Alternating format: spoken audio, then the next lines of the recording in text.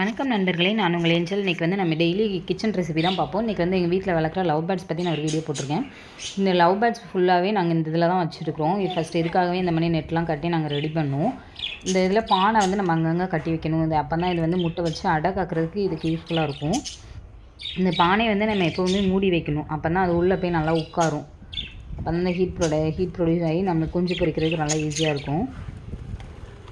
நாங்கள் ஃபஸ்ட்டு 6 தான் வாங்கி விட்டோம். இப்போ அது 14 ஜோடியாக நல்லா இனப்பெருக்கம் பண்ணிவிட்டு கொஞ்சமாக வாங்கி விட்டாலே போதும், அது நல்லா இனப்பெருக்கம் பண்ணிடும். ஒரே ஒரு பிரிஞ்சஸ் மட்டும் இருக்குது, அதோட ஜோடி பறந்துட்டு. இப்போ இதில் வந்து 6 எக் இருக்குது.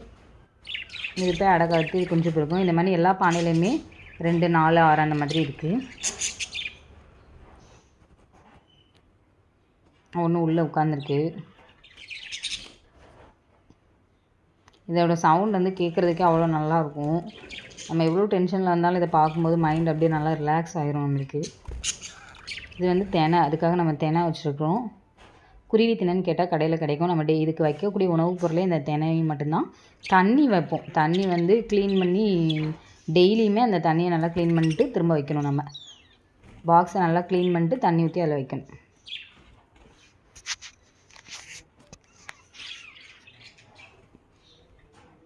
இப்போ அதுக்கு ஆல்ரெடி இதில் ஒரு மரம் இருந்தது. அதை ஃபுல்லாக நம்ம அந்த இலையெல்லாம் எடுத்துகிட்டு அதுக்குன்னே அது அப்படியே இருக்கட்டும்னு விட்டாச்சு. கீழே ஒரு மரக்கட்டையும் வச்சுருக்கோம், அதை நிற்கிறதுக்கு நல்லாயிருக்கும்னு சொல்லிட்டு.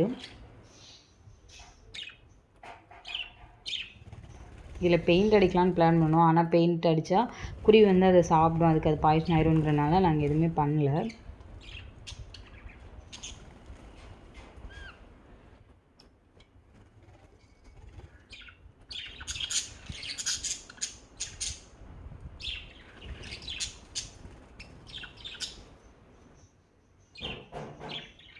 டெய்லியுமே காலையில் நம்ம குருவிக்கு தினை வைக்கணும். அது ஃபுல்லாகவே சாப்பிட்ரும். ஆனால் அதோட தோல் மட்டும் அதுக்குள்ளே இருக்கும்.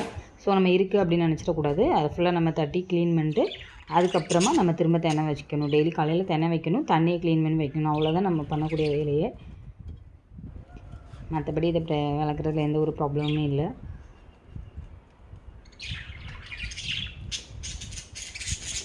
இந்த கம்பு வச்சு நாங்கள் ஊஞ்சல் மணி கட்டி விட்ருக்கோம். அதுக்கு வந்து நல்லா ஆடுறதுக்கு நல்லாயிருக்கும்னு சொல்லிட்டு. அப்புறம் இது வந்து துளசி சாப்பிடும். துளசி இலை கொடுத்தா நல்லா சாப்பிடும்.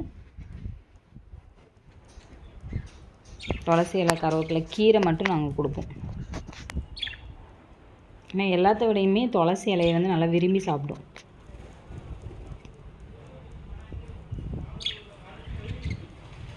ஒரே ஒரு பிரிஞ்சஸ் மட்டும் இருக்குது.